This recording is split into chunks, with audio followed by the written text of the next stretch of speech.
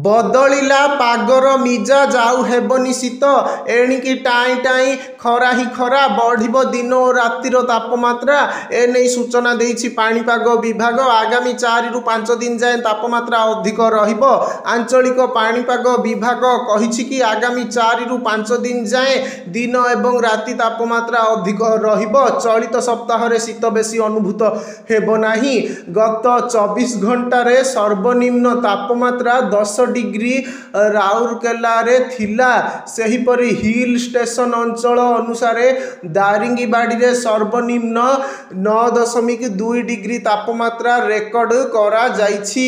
10टी अंचल रे घन कुहुड़ी सह किछि किछि स्थान रे हालुकारु मध्यम धरणर कुहुड़ी देखिबाकू मिलिथिला। आगामी 5 रु 7 दिन जाए पाग मुख्यतः सुखिला रहिबा सह तापमात्रा रे कौनसी परिवर्तन देखिबाकू मिलिबो नाही।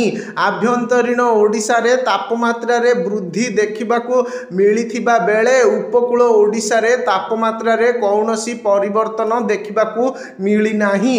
48 घंटा पई घन कुहुडीर येलो अलर्ट जारी होईछि। आजि ठारू काली सकाळ 8टा जाए 16 जिल्ला रे घन कुहुडी देखिबाकू मिलिबो। एथिपई सतर्क सूचना जारी करिछि पाणीपाग विभाग। 16 जिल्ला हेउछि मयूरभंज, केन्दुझर, अनुगुल, देवगढ़, जगतसिंहपुर, पुरी, कटक, खोर्धा, गंजाम, रायगड़ा, नयागढ़, ढेंकानाल, जाजपुर, केन्द्रापड़ा, कोरापुट और मालकानगिरी।